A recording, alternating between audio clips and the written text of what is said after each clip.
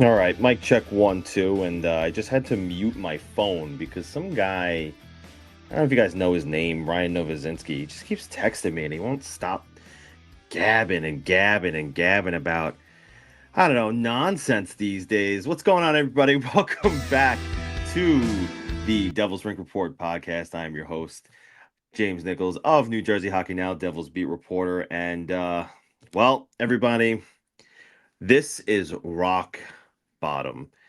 We've hit rock bottom, guys. Devils are playing some of the worst hockey I've seen, not just for them, but like for a team in a long time. I mean, this is just a real tough stretch right now of just lifeless, emotionless, non-confident hockey that I've seen in a really long time. And certainly it's leading to some questions, and we're going to get there. We're going to get to those questions. We're going to ask our guest today, Shayna Goldman, some of those questions when she stops by. She is standing by. We'll be with her in a few moments. Super Star Wars Nerd says, hey James, nice hat. Thank you, I appreciate that. I just got this from Selly Hockey Company. Those are some great fellas over there, and reached out and they were like, hey, want a hat? And I was like, well, I could use an Olympic hat. They are coming around the Olympics around the corner in just a few weeks. So I need something, right? So yeah, very cool stuff. Go check those guys out. They do great stuff. But yeah, so no practice this morning for the Devils. They did not practice as they traveled home from Pittsburgh. They are leaving again tomorrow to go to play Winnipeg at 2 o'clock p.m. Eastern time. So we'll see how that turns out for them, because that's a last place team against a team that's playing like they're in last place. So we'll see, if the Devils can squeak out a win and get out of this skid. I don't know how much it will be saying for them to get out of that skid against the Winnipeg Jets. I mean, if Connor Hellebuck is in net, then certainly, anything is possible for Winnipeg. But, the Devils do need any sort of reason to get a win and get some positive momentum going in their direction, because my goodness, it has just been so bad lately. It's really hard to kind of put into words what it is. But someone who I can put into words is Shayna Goldman, and she's going to join me now via The Athletic. Shayna Goldman, thank you for joining me today. How are you? I'm good. Thanks for having me. All right, so I just wanted to start here with, I mean, maybe this is a loaded question. I don't really know how to quantify it. I know I watch this team every day, and I watched them practice. I watched them, play in the games. It's just, what's wrong with the Devils? What isn't wrong with the Devils right now? Right? There's so many different elements going wrong, and I think that's the problem, right? It's not just okay, there's injuries, because you could excuse it, and I think they started strong, and then once Brett Pesce got hurt, it was like everything, all these cracks started forming below the surface, and then the Jack Hughes injury obviously exacerbated it when you lose your best player. But not only did they struggle through it, but this team's getting healthier, and the struggles are continuing. And it's everything I think you could have worried about coming into the season, right? How would the goaltending be? Would Markstrom be consistent enough? And now he's not consistent enough, plus he's extended. Um, would this team have enough scoring depth? No. Right. Is this team, what happens if the top of the lineup scoring dries up? Can they score enough at 5-on-5? No, they can't either. The surprising part to me is the defensive issues. Those are maybe the most concerning of all to me, because that's not something I think any of us really projected coming into the year. Yeah, we're going to definitely touch on a few of those things here. But a lot of the talk right now is because of these, detrimental losses. I mean, 9-0 the other night on Long Island, when they, quite frankly, outchanced the opponent, albeit a lot of low danger, not too much high danger for them.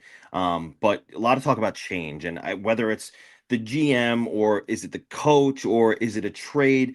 Like, what's the answer here? If you're asking me, I'm not on the fire Sheldon Keefe train right now. I don't think it should be him to fall on his sword just yet. But I mean, is it something else? Like, what do you do here?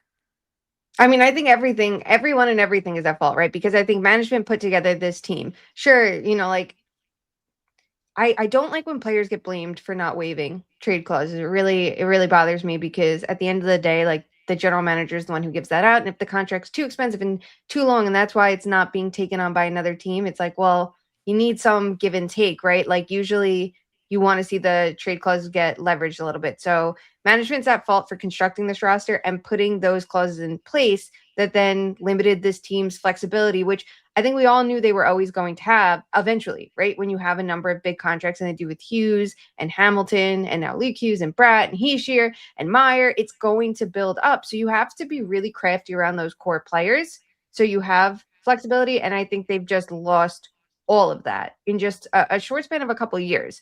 So that's problem number one. Then you go into the offseason this year alone. And, even if you set all that aside, they didn't do enough to add another layer of secondary scoring in the bottom six. Like I think Connor Brown was a solid addition, sure, but at the end of the day, like you needed that. You have 4 scoring lines. The best teams do.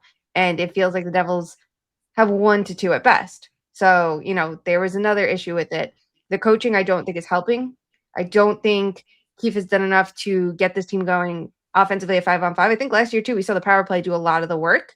And obviously, it does fall on the players, too, for underperforming because, even if they're not clicking systematically or even if the roster isn't perfect, on an individual level, you see it's weighing on them as well. And it makes sense why after everything's built to this point. But your best players have to be your best players and it has to trickle down from there. And I don't think we could say they have been consistently. Like I would go back to the very beginning of the season when Pesci went down with injury. I feel like Heischer's two-way game went down a lot too. And yes, that line was scoring a lot while Jack Hughes was out initially, but there were so many red flags below the surface that like I expect more from those players too. Yeah, certainly. And it's funny because like I thought at the beginning of the season they were maybe trying to be a little bit more like their former selves where they would play a little bit more rush style, play a little bit more speed and skill, and then those injuries did happen to, fall down the line, which had them go back to this two-way, maybe defensive style, which I mean the style that Sheldon Keefe has them playing right now, I don't think that he's utilizing them to the best of their strengths. Would you say that that's accurate? Yeah, and, like, look, we can look at Toronto as an interesting model for it of, like, what truly slowing down play from a Sheldon Keefe model can look like, and we're seeing that with Craig Berube and the Leafs. Like, the Devils aren't there yet, but they're still not at the height of their powers, right? And I think coaches come in with their systems and their ideas, and it's a good thing to have. That's why they're hired in the first place, but you also have to adapt based on the roster that you have. You might want to push certain players, and I think Jack Hughes is a good example of it. Like, he's become a better two-way player under Sheldon Keefe. He has a pretty good knack for helping superstar offensive talents become more well-rounded. We saw it with Austin Matthews in Toronto as well. But at what cost sometimes? And what are you doing then for the players who have those defensive strengths to kind of promote their game offensively? So, yeah, having that ability to score in transition is one of the best strengths of the Devils team. And I think, is it good to be able to play a chip and chase play and have a stronger forecheck? Absolutely. And you want to have those skills that you can start with an attack off the rush and extend your zone time and really control play. But I think sometimes we see teams just go way too far away from a rush-based style and try to grind it out and try to be like the Florida Panthers because they're the reigning champs. And I get that, but it's just not a style for everyone. Right. And I certainly think that those are some of the things that, when looking at his roster, Fitzgerald tried to say, how can I get as close to this team who just won the cup as possible when he didn't already have the foundation that maybe they had to structure the team that he needed to. So, look, that brings me to the core, right? And I said the other day, like, if this is going this way right now, and it's been going this way for the past few seasons, right? We kind of know now at this point, Jack Hughes is having a hard time getting past 60 games a season. And we know that there's an inevitable injury coming at some point. And when that happens, guys like Jesper Bratt, Nico Hischier, Timo Meyer don't necessarily carry the load here. So it brings me to my next question in like, when you look at the core, and in my mind, Jack and Luke Hughes, Nico Hischier, Timo Meyer, and Dawson Mercer are that core. Is that a mix that you can build around, or are they more support players, excluding Jack, that you need somebody else to build around with those guys? I would say some of them are. Like, Jack Hughes is a player that's franchise cornerstone, no question Right. about it. I think Nico Hischier is as well. I think he's one of the best two-way centers in the game when he's playing his best. And I would put Bratt in that category as well. I don't think he gets enough hype for how good he is, like, on a national level. It's the defensive core that's a little bit more flawed. I would say, ideally, I know Dougie Hamilton has the contract. I wouldn't put him as, like, the core to build around, but it would be Luke Hughes. That's a trickier one, though, because I think he's a much better player than we've seen this season. And I know that's not saying a lot because we haven't seen much that's good, but I think that the talent is still there. He just needs help getting to the best version of himself, which we haven't seen at all. I don't think that's a bad core. I think someone like Mercer is a better secondary player. I think Timo Meyer is like a secondary top 6 player. And you need to have that. If you're a Stanley Cup champion, you're going to have those layers, right? Like a Carter Verhaeghe is that secondary layer up front to a Barkov, Reinhardt, and a Kachuk. So I kind of would view it similarly in that. So I think they could use a little bit more help on the back end in terms of their core, but they have 3 really good forwards to build around. Like those are building blocks I think any other team would be thrilled to have. So it's interesting that you say that, right? Because we know what the situation was for the Devils. They were all in on trying to get Quinn Hughes, and that didn't happen. So essentially, I look at it's funny. They just played them twice and kind of got their ass handed to them by them. The Islanders, who just got Matthew Schaefer, and by no means am I saying Schaefer and Quinn Hughes are the same player, but you saw the impact, or you do see the impact now that Schaefer's having on the Islanders. They could play a much faster game. Is that kind of what the Devils need, is to have some sort of impact on the blue line for them to be able to play that faster game, and it kind of will fix all of this? No, I think they need it, but I don't think that's going to fix everything because I look at the Okay. bottom 6 and I go, they're still. Honestly, I'm going to go bottom 9 because I still think if you're stacking Hughes and Heishier, and I know this is a temporary thing, but it's like then you have a problem. But like, it's the fringes of the forward group that's issue number 1 for me. And then on defense, would it help to have a Quinn Hughes? Sure, but like Quinn Hughes is the second best defenseman in the league to Cale Makar. Only 2 teams have them. After that, you go to that next year. It's the Haskinens, the Dahlins, the Foxes, the Werenskis. In a perfect world, maybe Luke Hughes can get up to that level, be like a tier 2 guy or, high end, like tier 3, like a Thomas Harley level. Like that's a good thing to have. Obviously, Hamilton's not going to be that. Siegenthaler and Pesci, but I feel like those aren't bad supporting pieces to have. And then they're going to get Kovacevic back, and I think he's a really good player to have on defense too. If they're number 1, they're projected number 1, it can become that.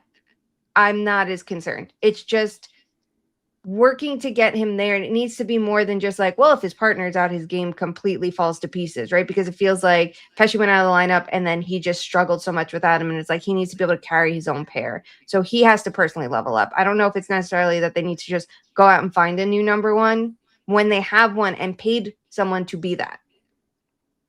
So it's funny, you mentioned Luke Hughes, you mentioned, the defense needing to be, better than it is, and it's a bit surprising, right? And I agree with you. We thought that Brett Pesci was going to be paired with Luke Hughes, and that was going to go well. We thought that Simone Nemec, who kind of has taken that step forward this year, but not completely, who's pairing decently well with Brendan Dillon. And then you have Hamilton and Siegenthaler, who have been wishy-washy. They've been okay, but not providing enough on offense. But I want to focus on the 2 young guys there, Luke Hughes and Simone Nemec. Obviously, we saw earlier this week or last week what happened with Hughes, right?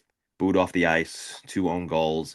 Where are you at with his development? And although he had that hiccup, do you think he still has that ceiling of? And you said potentially maybe you could get to be that second tier defenseman, right? Is that his ceiling, a second tier guy? I'm gonna go between 2 and 3. I want to go a little looser with it because it's like they really are. We're talking like top 10 defenseman. Do I think he'd be a top 10 defenseman? I'm not sure. Like, I'm not a prospect expert. I'm not a developmental expert. And like, I'm not gonna like lie and be like, well, I watched Luke Hughes since he was 15 and can tell you. Like, that would be bullshit. I'm sorry, that is not me.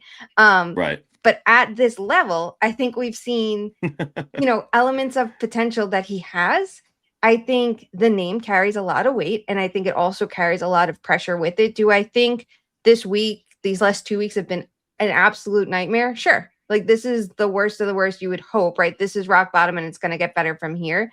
But it's not just him struggling. And I think that's like the key to all of it. Would it be nice if he could rise above it and be the one to carry this team? Sure. He's not there yet. So yeah, he's behind the curve. You miss training camp. That's a tough thing. The contract situation drags out, and then you get a massive contract. So now you have the pressure of the name, the pressure of the salary. And I think it just makes this perfect storm of like, here you go, the target for everyone to, anytime he makes a mistake, and the mistakes have been absolutely positively glaring. I think he has work to do, but it's not just him. Like, Siegenthaler for me has not been this like stabilizing force on the back end that he can be when he is playing his best. And, Pesci comes into the season playing really well. And since he's been back from injury, he's not that either. So it's like, it's all of these players just slipping together, and like a rising tide lifts all boats, and nobody is that player that's kind of bringing up the group. Ideally, it would be Hughes. It's not. So it doesn't help that he doesn't have enough support around him either. And when you look at Simon Nemec, I know he just came back from injury. He saw that early success offensively. Some still defensive mishaps, and some in the neutral zone, some in his own zone. What are you seeing from him, and where do you like him in his development? Where do you think he ends up as like a second pairing guy? Is he still a top pairing guy at maybe his peak? I'm not sure he's a top pairing guy at this point, and that's tough for someone who was drafted as high as he was. But at the end of the day, too, like only so many players are.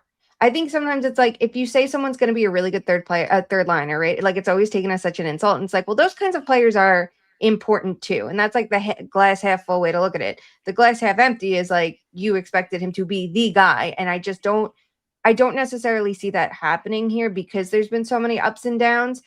Yes, the scoring was really good early in the season. It's exactly what they needed, and maybe he can bring that now. But below the surface, there were too many red flags for me defensively, and I think even offensively, it didn't always add up what was happening when he was on the ice to the score sheet. So there's some luck in it, and obviously, players who are super skilled can continuously like outperform expectations. Like the best of the best can do that because they have this super super dynamic skill.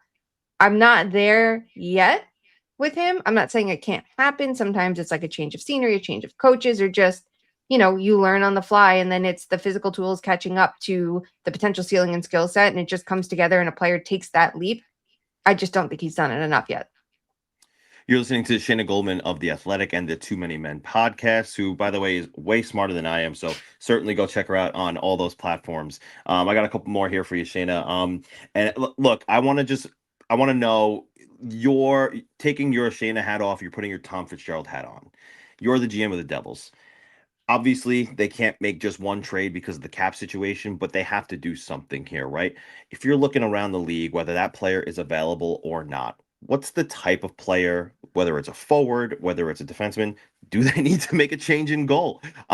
Who's the player that you look at and you say that's the kind of guy that the Devils need to go after? If they have to shake up the core, so be it. That maybe that's the part of the other part of the package going the other way. Who's somebody that you look at and say this person can stabilize the Devils and this is what they need? Okay, I don't think you could change the goalie situation because that's a 2-year extension that hasn't even kicked in for Markstrom yet, and Yeah. Allen obviously is on a longer term deal. But I also think they haven't had enough defensive support. So my first change, honestly, would be in the goaltending coach department to try to see if a different voice could shake things up because I have some concerns there. That would be my first move. I'm surprised it hasn't happened yet. So I'd start there, and then in terms of personnel in front of the blue paint, my first move would be looking for a 3C. I think we've seen Dawson Mercer over the last couple of years in a bunch of different roles. And when he was a rookie, yes, he played really well at center. He stepped up for Jack Hughes. But I think of last year, and it's like, to me, if he's playing on the third line, he has to be there because he's playing center. Otherwise, put him on the wing in the top 6. Yeah. And we saw him struggle a lot at center this year. And obviously, there's an adjustment, and the rest of the team was having their own struggles too. And it's not like he's had perfect wingers along the way, but it's also like he's gotten Jesper Bratt, for some games while he's playing at center, like he did as a rookie, and it still didn't work. So I think they need a 3C to have, strength down the middle, especially now. If you're going to stack up Hughes and Heishier, which in games when you're trailing, why not go for that? You can't have it that the rest of the lineup is as barren as it looks right now. So like a Ryan O'Reilly still makes a lot of sense to me for the Devils, someone of that ilk, and I get it. Centers are expensive, but guess what? Big time need for a team that should be competing right now. And it wouldn't help to add a little extra like middle 6 scoring depth right there. Like, again, I get it. It's going to be expensive. And I'm not saying go for the Alex Tucks or the Panarins of the world if they become available. But I think you can look at tier below and try to find something to punch up the lineup a bit. So you mentioned centers, and my listeners are going to just hate me for even asking this because I keep mentioning it week after week. Where do you see Nazem Kadri as a fit for the Devils? Is that a guy who would maybe help in that department of scoring, a little bit of elbow grease, and being able to move up in the lineup if Jack's got to move to the wing? Sure.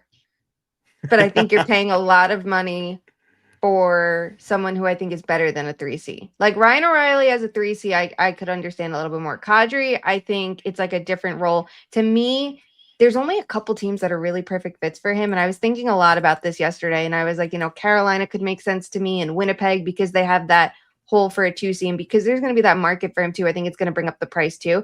And I think it's important that players, when you're paying for a center, like you're paying a premium, right? So sometimes you see centers that get acquired and thrown on the wing, and it's like, to me, that's a waste of assets. So here it is, you're getting someone who is a top 6 center still, and you're putting him in a 3C role for the most part, and there's the attachment of the contract. I don't think it works enough.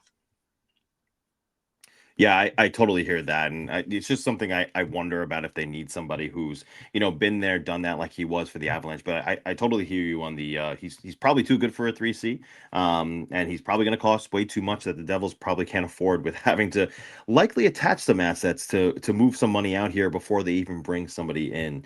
The note that you said on changing the goalie coach, that resonated with me. I think of, again, I go back to Long Island. Look what they did early in the season for Sorokin. They moved out Piero Greco, and they brought in his former goalie coach's name from the KHL. I don't remember his name. But now Sorokin, he could win the Vezina the way he's playing. And it's just, you don't necessarily believe that that's exactly what's going to happen for a guy like Jacob Markstrom, even Jake Allen, who's been better, but, also seeing some inconsistencies. You wonder what is keeping Dave Rogalski in New Jersey as cemented as he has been. Which brings me to my last question, Shayna. Jacob Markstrom, you kind of hinted at it here, but is he just a bad goaltender now? No. Okay, so at the goalie coach note, like I would say Sorokin, no matter who was coaching him, like to me, that's a top 5 goalie in the league, and I don't think he gets enough credit for it. But like it can be what someone needs to just look at their game a little bit differently here. And I think with Markstrom, we've seen him work with different coaches with different teams, right? His time in Vancouver and Florida and Calgary. I don't think he suddenly became a bad goalie when he came to New Jersey. And I think we saw some really good stretches from him last year, and I think some injuries held him back a little bit. But I think it's asking a lot for him when the defense struggles too, because like in Calgary that last season, I remember his numbers were really high on evolving hockey, right? And I had asked them about that, like why does their model look a little bit different? He was top 5 for everyone, but it was by such a wide margin, and it was from their model. It was that he was really good at making saves off giveaways. So those quick strikes, right? Like, and to me, it was like perfect. That's exactly what the Devils would need, right? Because when they were playing that rush-based style, that was kind of what they were at risk for, was those quick takeaways and rushes back the other way. I don't think he like suddenly forgot how to tend the goal. I just think, one, he's getting older, and goalies are very volatile as they age. But two, it just doesn't feel like the coaching is doing the most with him. And it's a bigger problem than just Markstrom. I think we've seen a lot of goalies either come to New Jersey and struggle or go elsewhere and find their footing. And I'm thinking a lot about Mackenzie Blackwood. Like maybe that never would have happened for him in New Jersey. That's always a possibility. But it just feels like you see the way he was playing in San Jose behind a disastrous defense, and now in Colorado behind one of the strongest teams. And you're like, why didn't it come together? Why aren't the pieces coming together? And when it happens goalie after goalie, you go, okay, maybe there's an issue here. I will certainly see, like you said, Blackwood and Scott Wedgwood, two former Devils goaltenders who are over in Colorado and certainly thriving. But that's all I'm going to have for you today, Shannon. Thank you so much for joining Devils Rink Report. With incredible insight as always, and we hope to have you on again in the future. Thanks for having me. Thank you so much. There she goes, Shayna Goldman, and just a brilliant mind. Go check her out on the Too Many Men podcast. Read her work at The Athletic. Always good stuff from Shayna there. All right. Thank you so much to everybody else for still being here, guys. I really appreciate you joining us today at the Devils Rink Report podcast. And listen, if you have questions, the chat looks lively today, which is awesome. Love to see that. Drop your questions, drop your comments, drop whatever it is that you want to get off your chest, because I know there's certainly a lot of emotions, a lot of feelings about how things have been going, right? And if you're just joining us now and you didn't hear what I said earlier in the show, it's rock bottom. It doesn't get any more rock bottom than it is, right? Tuesday against the Islanders on Long Island, 9-0, that was rock bottom. It doesn't get any more rock bottom than that. Yesterday's loss to the Penguins, 4-1 in Pittsburgh, maintained their rock bottom status. It doesn't get any worse than it did on Tuesday. Here on out, until things get better, they're at the bottom since Tuesday. That was an embarrassment. That wasn't even real hockey. I don't really, and look, the thing is, like Sheldon Keefe said, he liked a lot of the things that he saw from the Devils that night, despite giving up 9, right? And look, I get, trying to find the positives in some things and saying like, we got 30 chances on net, but those were low danger chances out of 45 shots. So look, I get it. Like rack up the shots, that's great, but you're giving up too much defensively, which is kind of what Shayna was just talking about, is that the holes here, like, look, the Devils are not scoring, and obviously that's an issue too, right? They don't have the finishers, but in order for them to be a low scoring team to still have success, they have to have the defensive structure, which they just have not had. So it's been a challenge for the Devils, certainly, and the goaltending is not, held up its par on the Jacob Markstrom end of things. So it's a whole cocktail right now of just poor management on all ends. Now, again, Sean creates the notes for us every week, and he creates great notes. And his first bullet says, "Where the f do we even start with all of this?" And I certainly understand the sentiment, right? Where do we start? And I want to start in last night's comments from Sheldon Keefe, which, look, he had to answer, right? The question had to be asked, and I wasn't there. I didn't get to go to Pittsburgh. Don't always get the funding to go on some of these trips, so I didn't get to go. But Ryan was there, and he did ask the appropriate question of, "Hey, Sheldon, are you worried about your job security right now?" And look, I think he needed to hear that question, not for himself, but to answer and to send, some sort of message upstairs. And he said, "Look, I understand the business. I understand how this works. I don't think about that kind of thing, though." And he went on to advocate for himself and basically say, "I know what this team needs. From the beginning of the season, a lot of these presumptions that we were ready to take that next step were had. A lot of maturity narratives were thrown around out there, and hand up.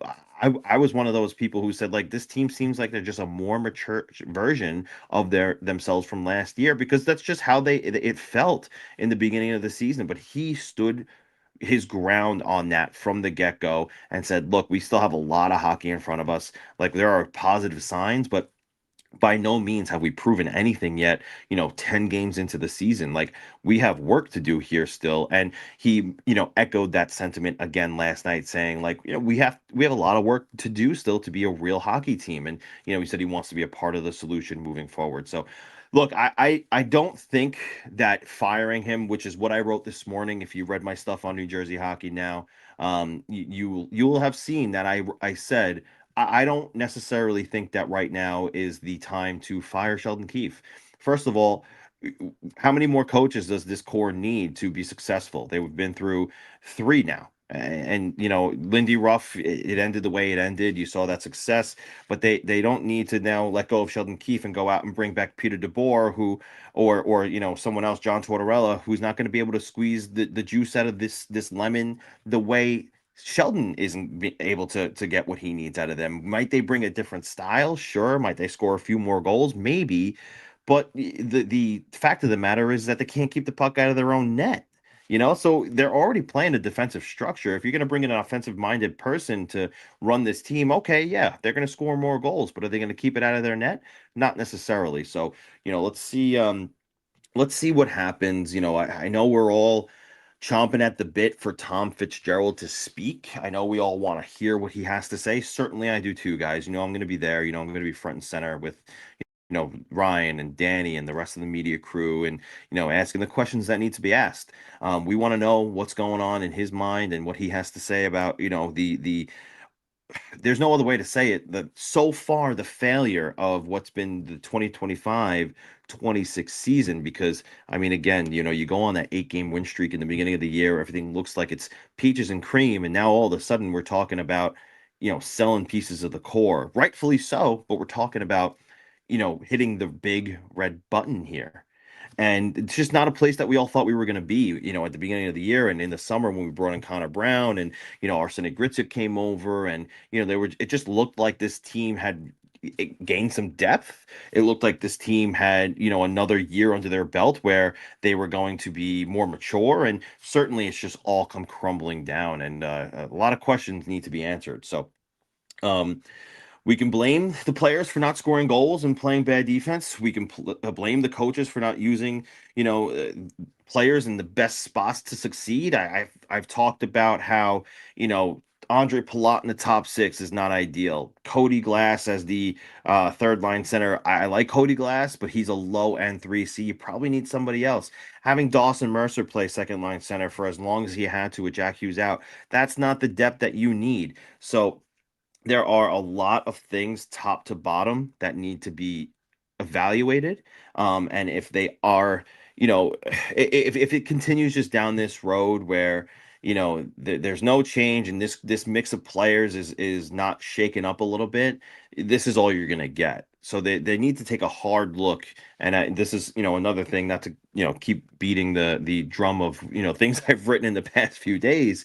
I've just had a lot of thoughts on this. And one of the things I said is you might have to look to shake up your core. And look, the first thing you do is you go back to Jack and Luke Hughes and you say, how committed are you? You 100% committed to New Jersey? Look what happened the other night. I know it's a one night thing so far. We'll see if there's anything. They haven't been back to New Jersey for a game. They booed, and maybe it was some of you, I don't know, but Luke Hughes was booed off the ice. And certainly, I don't think that that's something that someone's going to sit there and say, okay, that happened to me. I want to leave. But I mean, it's happened before. And I don't think Luke Hughes is that, mentally weak that he can't handle it. I think he certainly did the right thing coming out and talking about it right away and getting in front of it. And look, he's the only guy to score a goal since then, by the way. And, you know, is he going to be happy here long term? I know he signed that 7-year extension. It seems silly to talk about that right now, but things have changed since then because of the Quinn Hughes situation, right? Same thing for Jack. How committed are you? I know you got 4 years left after this, this season. Are you 100% in? And if it's 99.9% that they are in, that's not 100%. And you need to then take a hard look at what are we going to do with these two players? Can we risk, at some point losing them? Are they going to want out at some point? Are they going to want to go see Quinn in Minnesota? Bill Guerin can be a very, very, very convincing man. I personally think that the chances of Quinn Hughes coming to New Jersey at some point have significantly lowered because it's Bill Guerin and not another GM who is now, I don't want to say in control, but he's in control of this situation. He has the ability to convince Quinn Hughes to stay in Minnesota. And you heard, look, I understand, when he first gets there, it's the excitement. Kaprizov, Boldy, having these two great goaltenders in Wallstedt and Gustafsson who are just clicking so well. And now they're like the third best team in hockey behind Colorado and Dallas. It's exciting, right? And he comes there and he's like, sick team. This team is sick. I'm having a good time. He's scoring 4 assists a night. Like he's flourishing there.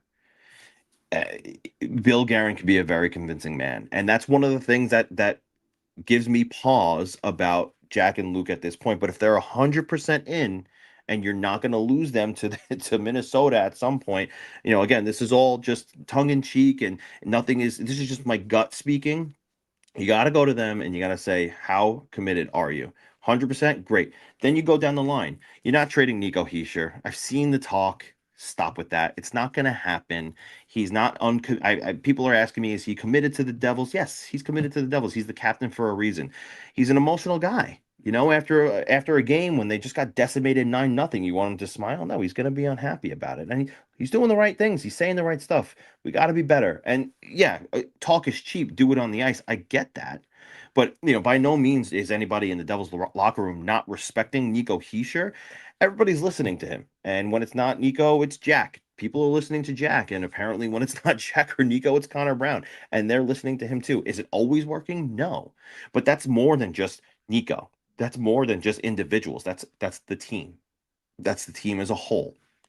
And they need certain other individuals, certainly, to come into this mix and be part of the new culture that I think needs to happen.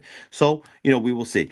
How do they do that? I think it starts with looking at guys like Bratt, looking at Timo Meyer, certainly looking at Dawson Mercer. I think Dawson Mercer's in a precarious position. I think he's like on the cusp of the core. He's not necessarily the core, but he's young enough and has the ceiling high enough to be part of the core. I think Gritsuk's part of the core too, but you're not trading him. He's shown really well.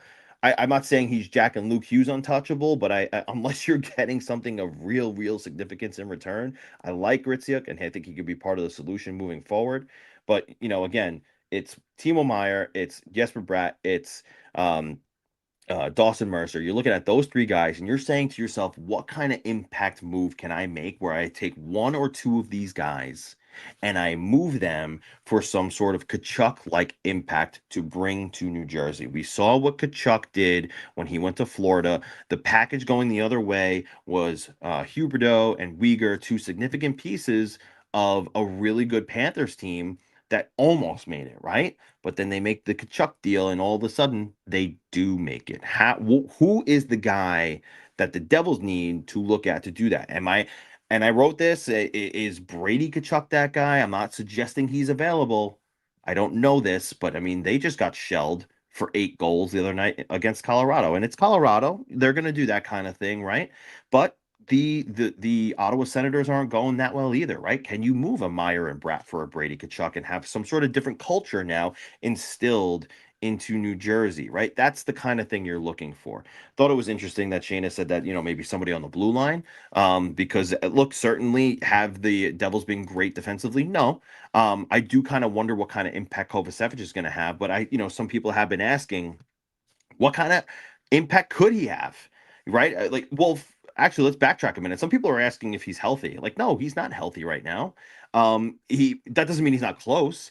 Yes, he's skating. He's got a contact jersey on, but this guy didn't have a training camp and he hasn't played since May. So no, he's not going to just shed the no contact jersey and jump right into the lineup and be an impact. No, this guy needs to get some repetitions under him. He's got to work on his new knee. He's got to make sure he's feeling fluent. It's like speaking a language, right? He's got to feel like he's fluent in playing hockey, defending, skating backwards, skating forwards for starters, right? He's not going to come in and score goals. He's not going to come in and be this playmaking defenseman. No, what you're hoping is what you got last year from him. You're hoping to get a guy who, when paired with Siegenthaler, was a top pairing shutdown tandem, right? He's not a top pairing guy.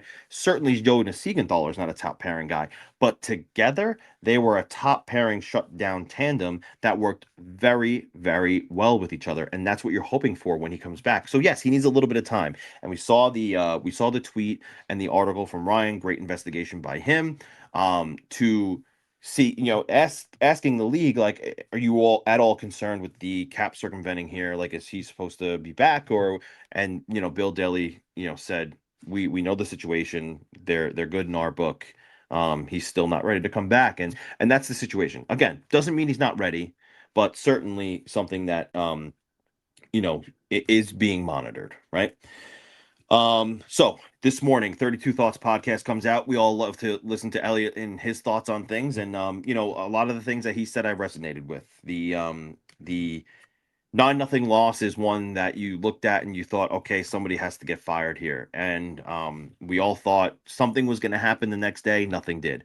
So that to me said that the ownership of the New Jersey Devils, have, made their decision that Sheldon and Tom, look, if you're not going to fire somebody after 9-0, you're going to ride it out. No, I mean, it doesn't get worse than that. Right. So um, I think that Sheldon and Tom will be here for the rest of the season at least. And then maybe they'll evaluate.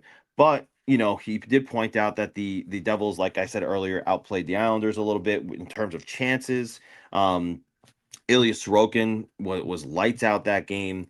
Um, I I want to talk about the Markstrom situation. He didn't get pulled, and I don't think that was a bad thing. I think that Sheldon did have something by saying he needs to eat it. He needs to own it.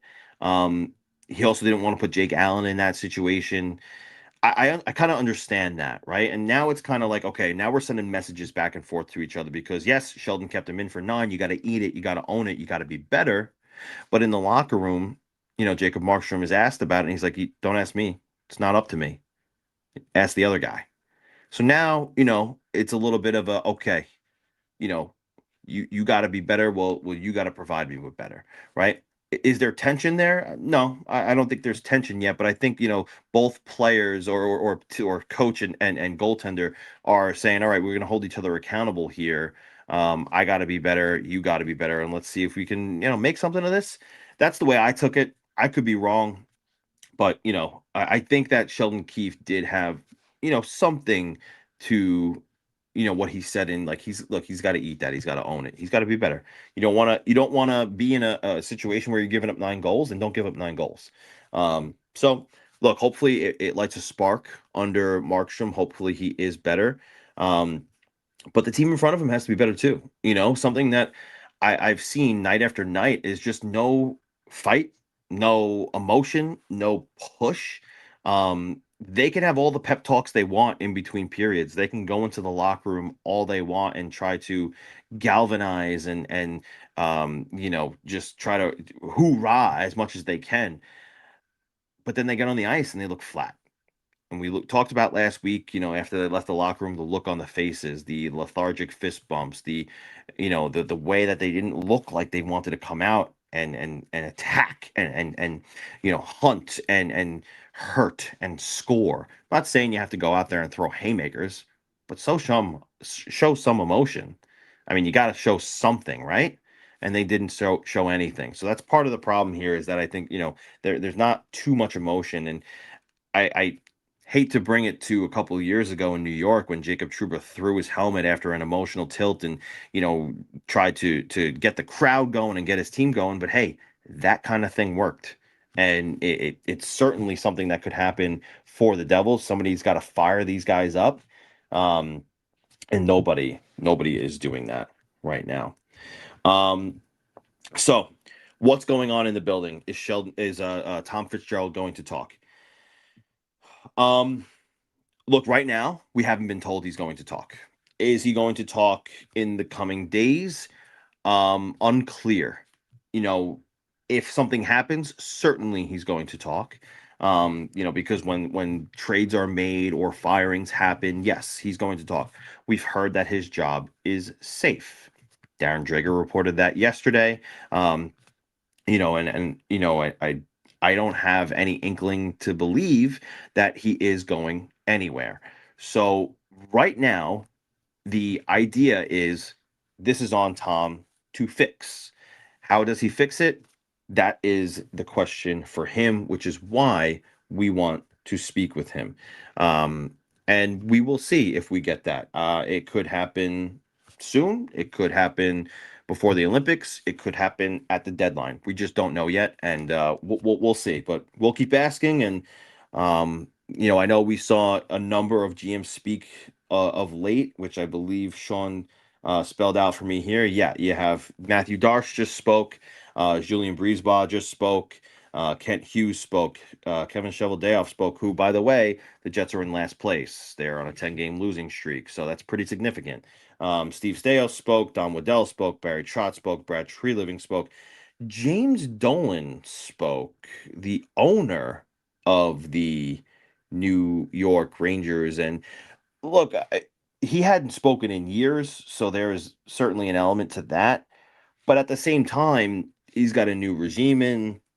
They're going through their struggles.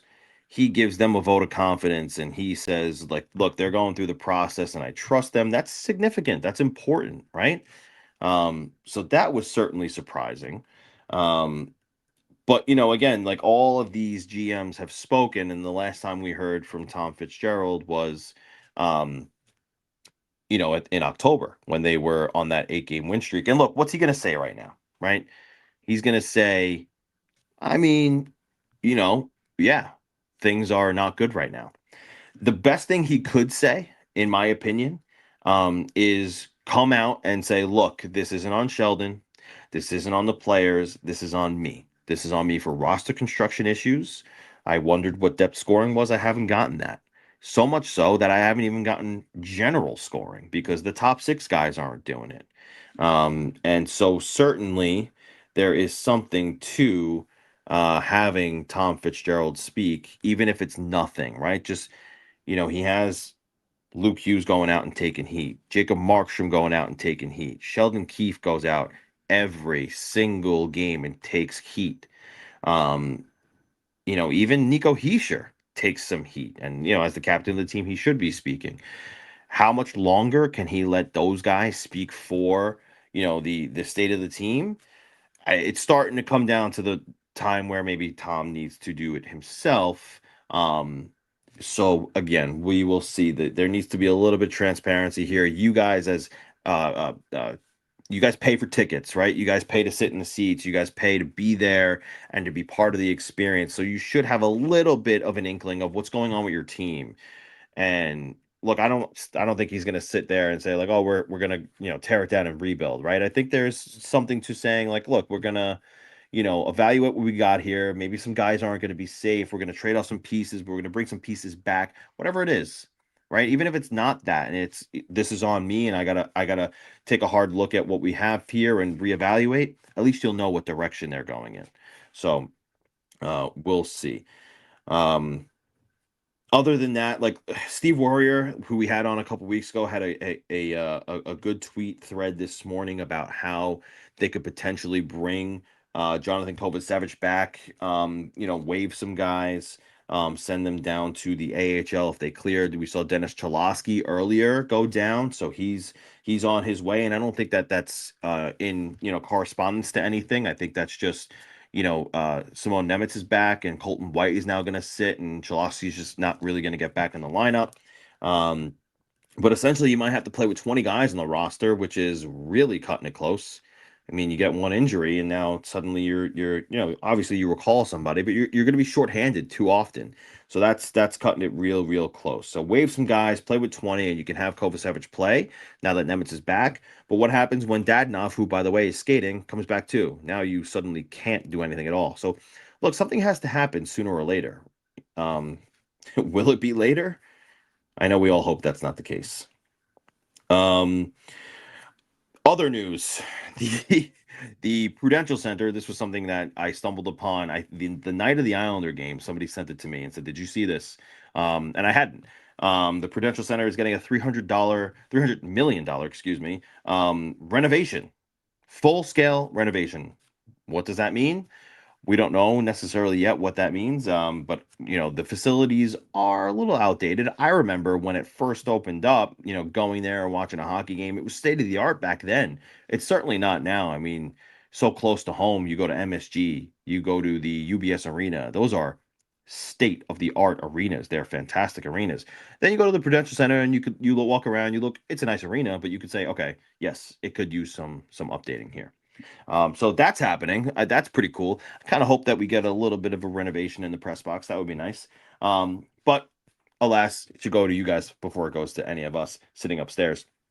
Um, and last but not least, and then we're gonna get to your guys' questions. By the way, if you have any, please send them in the chat. Also, before we get to our last point, if you haven't subscribed to this point, please consider doing so. Thank you all so much for being here. We really enjoy doing this for you guys every week, and we're considering going on to podcast platforms as well. We just want to hit 1,000 subscribers here first. So if you want to listen to us in your car, you don't want to have us up on your screen because you want to look at my ugly mug every week and my cool hats and stuff like that, you don't have to. Just subscribe here, and then eventually we'll be on your RSS feeds on your favorite podcast platforms. But we need the subscriptions here first, right? So be sure to subscribe if you haven't already. Sean does such a great job with the graphics and the thumbnails and stuff like that. So if not for me, do it for Sean, producer Sean, who's in the background having to listen to me for an hour, just rant and rave and talk to you guys. And who wants to hear that for an hour and just have to eat that, right? This mug, this voice, no. He's doing the heavy lifting here. So last point here, players on Chris Johnston's trade board, we already know, right? Andre Palat and Dougie Hamilton. He actually has Palat above Hamilton, which is interesting to me. I kind of equate the order of players with how likely they are going to be moved. I don't know that Palat can be moved right now. I do think that still Hamilton is the more movable contract. As hard as that might sound to you guys, can the Devils really move Dougie Hamilton with the way he's playing right now? I think there is still value. You heard Shayna say, like, look, he's still a good player, and I know that he's not necessarily producing the way you guys want him to, but in another system on another team, he probably will. Even if the Devils change their system, he might produce a little bit better than he is right now. But I think that is still a movable contract. It's just, again, it's just so hard to do that because he's already nixed a deal or two, and he has 10 destinations that he wants to go to, and he's sticking to it. So if it's not one of those 10, he's not going there. And that's the interesting part to me as to why Hamilton is lower than Palat, because we heard from Palat and he said, I haven't been approached at all, whereas Hamilton, we think might have nixed 2 deals. We shall see. But all right, it's your guys' favorite portion of the show, the part where we talk directly to you and answer your questions. So it looks like we have a bunch of activity in the chat, guys. I love it. Thank you so much. Thank you for being here. Really appreciate the support. The first the first comment of the day was just a tombstone. Just a tombstone, and that kind of, symbolizes where we're at right now. The Devils are 6 feet under from half naked Frankenstein, which is kind of actually appropriate. Half naked Frankenstein. That your first comment is a tombstone. The Devils are dead in the ditch. But hey, there is no look, as dead in a ditch as they might seem. Again, and I know there's no light here. There's nothing to be positive about. Even Connor Brown is saying it. Nothing to be positive about. We should be angry. They're only a few points out of the playoffs. Granted, their record against the Metropolitan Division is abysmal, and that's really not helping. I think they have a 4-9-2 record against the Metro. And essentially, if you think about it, right, those are 2-point games, but 4-point swings. That's like 30 math. Can I math? 9, 18, 36 points left on the table. 36 points on the table. I mean, realistically it's not 36, right? It's 18. But again, the 4-point swings in a game where you're not just losing 2 points, but you're moving an extra 2 points away from a team that's ahead of you. That's abysmal. That's abysmal. You really can't afford to lose any more games in the Metropolitan Division. What else we have here? Sean at Captain THC says, what are the odds Fitz punches Novo in the face whenever he does a presser? To his credit, Tom Fitzgerald is very good at fielding questions.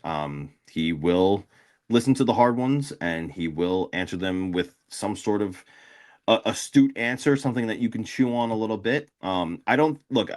The thing with GMs and fielding these hard questions is I think they understand that it's not always personal, right? This is business, and what part of our job and the reason why we have to go in there, yes, there is always a human element to these things where you have to be, kind to people always, right? I live by walking around the arena and saying hello to everybody and being cordial and being kind. Like, I see Tom Fitzgerald often and I say hello to him, and we do get into some small talk, but we can't always get into the nitty gritty. There are people in place for that kind of thing that will draw those lines.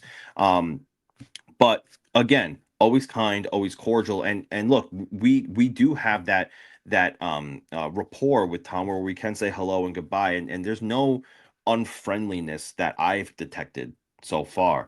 And certainly nobody's punching anybody in the face. I think that was a just for fun comment. But I do think that he does understand the business side of things, right? And he does understand that the fans want to know, and that you guys are up in arms, and not that he's answering to you guys, because he certainly doesn't, right? He shouldn't have to make a move depending on what you guys say, despite how much of a voice you guys think you have. That's bad business, right? You don't want to have to listen to the fans and make a move because of that, right? You want to be smart and you want to be calculated, but certainly always cordial, always friendly, and I don't think there's bad blood. I do think he understands the business side of it, which is what we do, right? That's why we ask the questions that we ask. And so he is good in that regard when he does talk and when he does have conversations with us. And when those questions do come up, it is certainly cordial and calculated. What else we got here, Sean?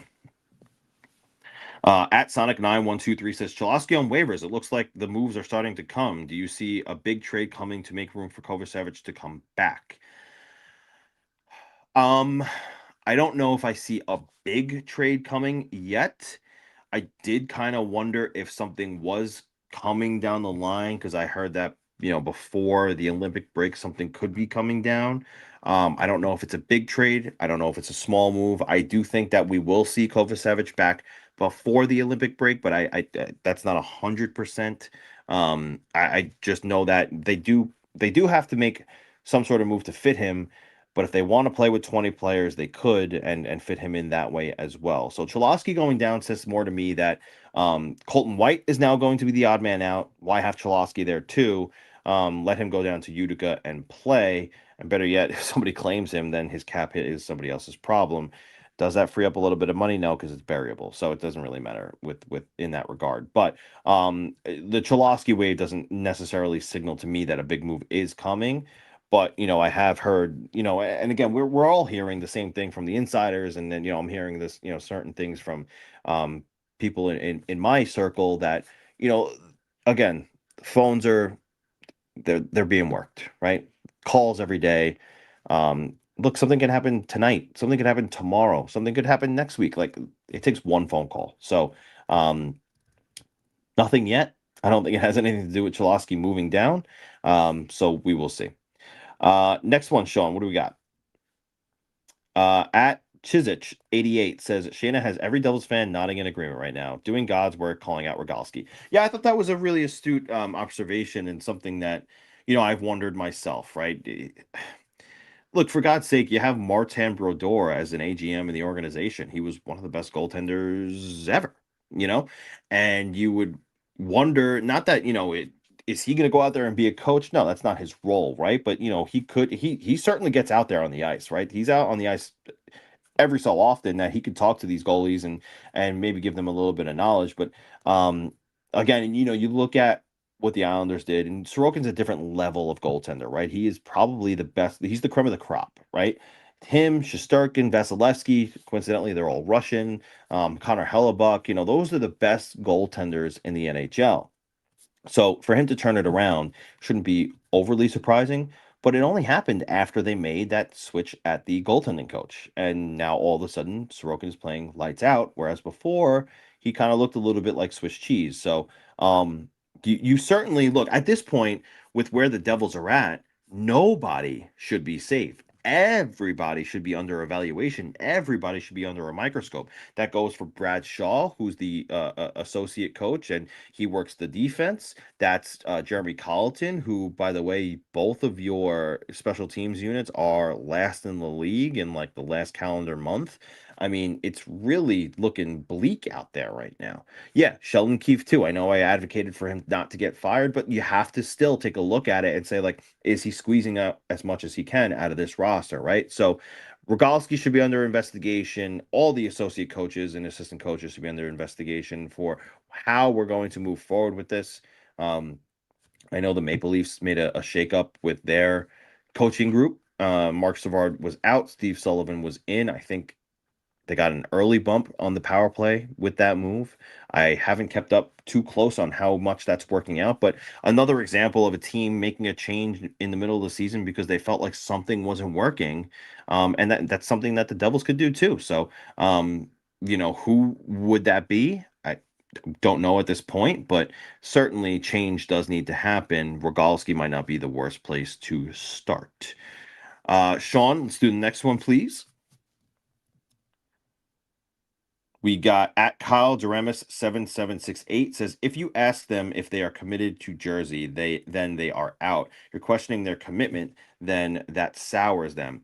I don't think, like, look, these are adults, right? These are professionals. These are people who have roots in New Jersey because they were drafted here. Their siblings are here. They live together here. They own a home here. But you're also talking about players who have roots in other places, with the understanding that, look, you have the option to go at some point, not right now, but you have the option to go to Minnesota if your brother ends up staying there long term. If not, we'll try our best to get him here, right? And certainly, I think that's what the Devils are going to do if he doesn't end up staying in Minnesota. However, who's to say that Quinn Hughes doesn't end up signing in Minnesota, but also doesn't sign in New Jersey, and says, screw it, I'm going to go to Detroit, be close to home. Screw it, I'm going to go to Toronto, where we lived for like such a long time. And now all of a sudden, the narrative is going to shift from, is Quinn Hughes going to come to New Jersey, to, is Jack going to leave for Minnesota or Toronto or Detroit when Quinn Hughes signs somewhere else. And then when that happens, if it happens, just a few short years after that, the same questions for Luke will be coming as well, because in 4 years, Luke Hughes will have 3 years left on his contract. That's what you're looking at here. So again, all of those questions, like, are they premature? Certainly they're premature. I'm not going to sit here and say, like, those need to be asked right here, right now, or else. But maybe in the summer, that's something you look at, right? You say, hey, like, let's get ahead of this now. Like, are you committed?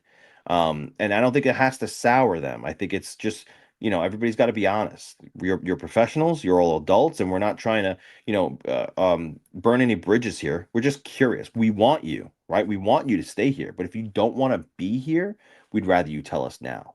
So I don't think it has to be some sort of thing that it's soured, so long as it's approached, the appropriate way, and you make sure that you're doing the best you can for your organization moving forward. Because if behind closed doors, Jack Hughes, and I'm not saying this is a thing, so please don't clip this and make it a thing, but behind closed doors, if he's talking to, his family about, like, all right, in a few years we're out of here, you kind of want to know that thing, right? So again, you have that conversation, but they're professionals. They're all adults. As young as some of these players might be, yes, Luke Hughes is only 22, but it's not like he doesn't have the support system in Jack Quinn and his family to have these conversations. Let's get the next one here, Sean.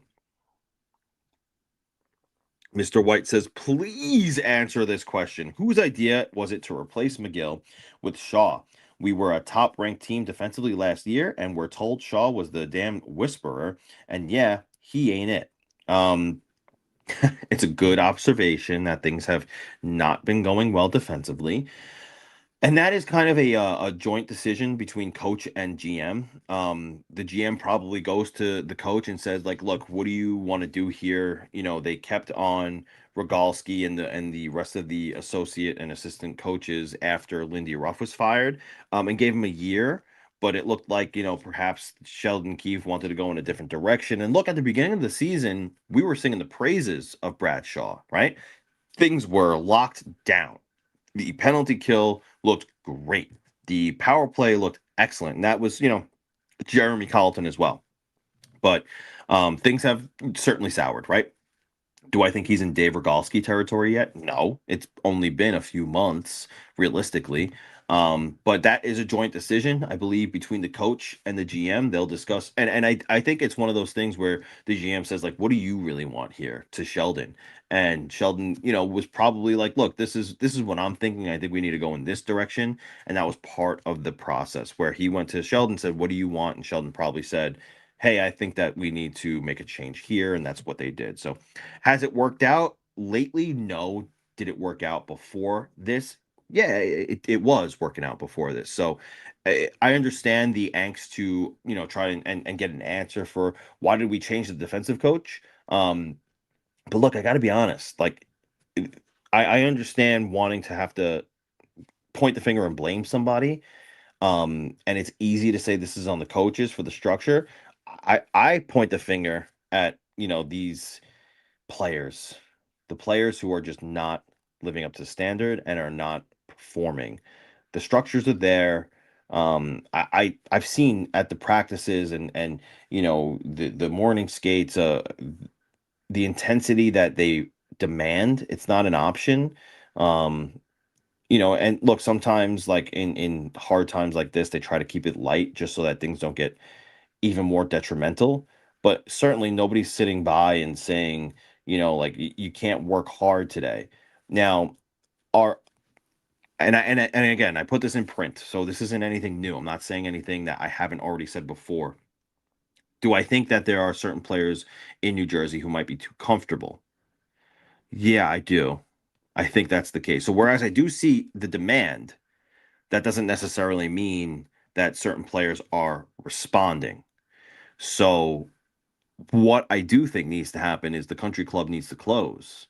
And if the personnel on the ice isn't getting the message, that answer maybe has to come from a little bit higher up with the GM, who says shape up or ship out.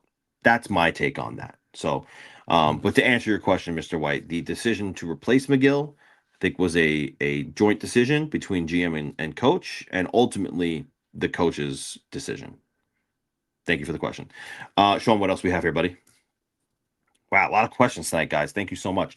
At Sonic9123 says, Ryan said last night there could be locker room problems. What are your thoughts about that? I think he's right. I think he's right. And what I mean, and what I think he means by that is the the reason why, and I said this earlier, the Devils are not where we want them to be, is because there's just a lack of general confidence. You go in that room, nobody has answers. You ask the players where do you go from here? How do you get better? Nobody has answers.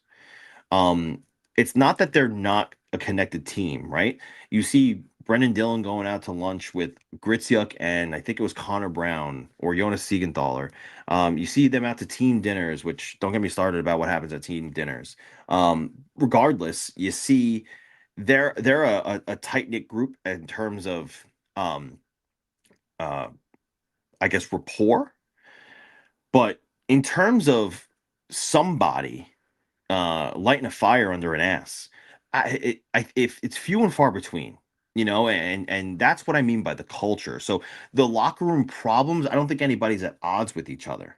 I think the problem is that nobody's in there holding each other accountable. I said this to Ryan the other day.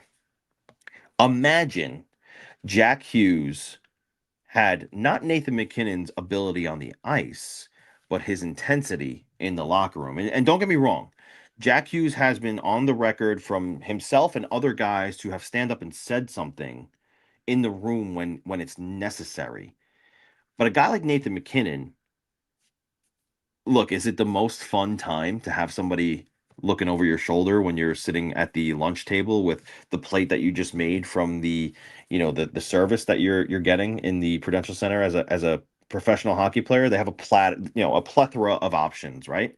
But Nathan McKinnon's looking over the shoulder of his Avalanche teammates and saying, "You gonna eat that, or you gonna get in the gym and you're gonna work at it that much harder, right?" And again, there have been some push and pull on that, right? Maybe sometimes Nathan McKinnon is too intense, but that's what you have Gabe Landeskog for, to even things out and calm things down, right? You need someone like Nathan McKinnon's intensity in the room. You need someone like Gabe Landeskog's ability to calm things down when it's necessary and bring things back down to earth. You need those elements, right? And it seems more like they have guys who are just happy to be there and happy to be a team together, like they like each other. The problem is nobody is holding each other accountable. The locker room talks between the periods every game aren't doing it, and it needs to be consistent. It needs to be night after night, day after day. So we will see if they can do that. We'll see. And that's why I said maybe that's why you got to look at the core and shake things up, not just get an impact player on the ice. Like it's so hard to go out and get a Matthew Tkachuk who does it all, right? But that's what the Panthers did. They got a Matthew Tkachuk who does it all on the ice. He's doing everything he can to win that game. In the locker room, he's doing everything he can to get his team over the finish line to win that game, holding them accountable, saying the things that need to be said. It seems like those things that are happening in the locker room are by committee. And that's not necessarily a bad thing, but nobody is taking the general overall role of saying like, okay, we got to go and enough is enough. So that's what I think he meant by issues in the locker room, not between players. I think everybody likes each other. It's just that nobody is holding each other accountable enough that it takes all these talks and things that are just not working. So thank you for the question. Let's get to the next one. At McBurdo 8 says, if Markstrom just decided to retire, that would void his contract, right? We wouldn't be in another Kovalchuk situation, would we? That, yes, essentially correct.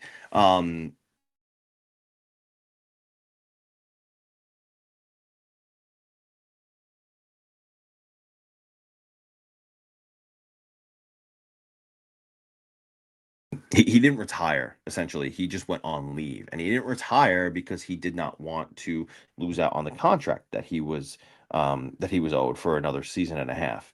So if he did officially retire, then sure, yeah, the Devils would be void of that contract and they wouldn't have to pay out that money. But rarely, if ever, do players do that. I mean, Dustin Byfuglien's another example of a guy who just went on leave and didn't, officially retire. A few other examples of that too. Um, and that's the situation that happened with Ilya Kovalchuk. He didn't officially retire. He went to the KHL. So it's not as black and white as like, oh, if he just retired, would we be rid of that money? If he stopped playing, no, you wouldn't be rid of that money until he officially retired. But if he officially retired, then yeah, you would be void of that contract. I think we have one more here, Sean. or two. You tell me. I don't know. At Christopher P99 says, if a GM or a coaching change does come this season, who are realistic candidates to step in? So I think first and foremost with the GM, if it is going to be somebody, I could see a guy like Sonny Meta with the Florida Panthers. You saw the Islanders do this with Matthew Darsh. They brought him in because he was a guy under Julian Brisebois, and Sonny Meta is another guy who under Bill Zito is a very smart executive who has been part of a winning management group. So that's one guy I'm looking at. I think John Chaika wants to get back into the game, so that's another guy I'm looking at for a GM position. He was, he has his fingerprints on the Utah Mammoth. He was like the start of the rebuild and getting these players and these prospects. The Clayton Kellers and all those the guys that you see now playing. In Utah, he has his fingerprints on that as well. And if nothing else, I think just would be maybe perhaps Dan McKinnon as an interim until they figure out who it's going to be permanently. So that's who I see for GM. For a coach, I don't think anybody, do they give Jeremy Colleton the reins because he's done it before for the rest of the season? We're going to have Travis Green 2.0, maybe. Does Peter Dubois want to do it again? Maybe. Does John Tortorella want to do it again? I don't know that John Tortorella is the right answer. Certainly he'll hold his guys accountable. I don't think Sheldon Keefe isn't holding his guys accountable though. That's the thing. I don't know that he's the guy that you need. Pete DeBoer, we know the style that he plays with. He's gotten close with the Stars. He was successful with the Devils the first time around. So maybe those are just a few names I think of. But again, I think moving on from Sheldon does nothing. He wasn't properly equipped. He's never had a number one defenseman. He was given a goaltender who last year he was good. This year it's been abysmal. It's not on Sheldon Keefe for the goaltender to be this bad. He's been forced to use Andre Palat in the top six. He's been forced to use Dawson Mercer as a second line center. Last year he was forced to use Cody Glass as a second line center as a reinforcement for Jack Hughes going down. Last year he was forced to use Brian Dumoulin, who stepped up in a great way for the Devils when they needed him to. And that was the best addition that the Devils had. But at the moment, you didn't really think that was going to be all that impactful. And I don't think the Devils thought he was going to be all that impactful either when he was. And Dennis Cholowski as reinforcements for Kovacevic and for Dougie Hamilton, who at the time was playing good hockey, right? So I don't think Sheldon Keefe has been properly equipped with what he needs. And that's why I say he hasn't gotten a fair shake. And I think that he deserves a trade or two to improve this roster. And then if these things are still happening, then you say, okay, we got to evaluate the coaching position and potentially make a change. But I don't think we're there yet. I think that right now, the only thing that needs to happen, and we're going to end the show here, guys. So thank you so much for joining us on Devils Rink Report today. Thank you for your questions. Please, please, please like and subscribe to the show. The more you do, the more we can do for you. If you want to hear us in your cars, please just help us make sure that we get to 1,000 subscribers on YouTube, and we will be on your RSS feeds. But the last thing I'm going to say here, and then we're going to sign off the show, Sean, is what needs to happen. Tom Fitzgerald needs to take accountability for the roster.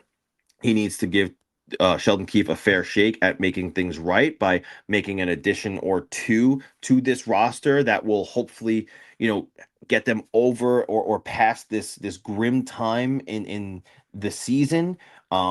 Sheldon Keefe hasn't gotten a fair shake. He needs to be properly equipped, and he hasn't been so far. It's not on Sheldon Keefe to fall on his sword. It's on Tom right now. So Tom needs to get the roster right. He needs to provide Sheldon with what he needs. And if nothing else, look, just talk to us and let us know what the process is, and maybe we'll reevaluate this in the summer, which then would ultimately this season would be a failure. If you miss the playoffs, it's ultimately a failure. So far, it is a failure. Tom needs to talk. Tom needs to take accountability. Tom needs to provide Sheldon Keefe with what he needs for this team to be successful moving forward. And that is about all that can happen. Another coach isn't going to change anything. Another GM midseason is going to be tough because then you have to go through all these reevaluations. I understand. Look at what, the Buffalo Sabres did. Different situation. Jarmo Kekalainen was there. He understood. He sat in meetings. There's nobody doing that. I don't know that Martin Brodeur can do it as a full-time GM. The Devils don't have a Jarmo Kekalainen to fall back on. If change is happening with Tom Fitzgerald, it's happening in the summer. If change is happening with Sheldon Keefe, it shouldn't happen till the summer. So right now, Tom Fitzgerald needs to, and management, ownership, quite frankly, has to look at Tom Fitzgerald and say, you got to get the job done, make the moves that you have to make, and equip Sheldon Keefe with the players that he needs.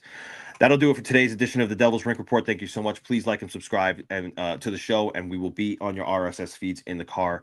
And you can listen to us on the drives. Not have to watch my face, not have to listen to my voice on a screen, but instead on your speakers on your drive to work, to school, wherever it is that you're going. But thank you so much again for joining us today, and we will see you next Friday with another great guest. On the January, I can't even do my can't do my math. January 16th edition of the Devils Rink Report. Until next time, guys. 2 games this weekend. Sorry, 1 game this weekend. Sunday against the Jets, Monday against the Minnesota Wild. Catch your post game and your analysis, all of your articles, all of your Devils coverage on New Jersey Hockey Now, and we will talk to you next week.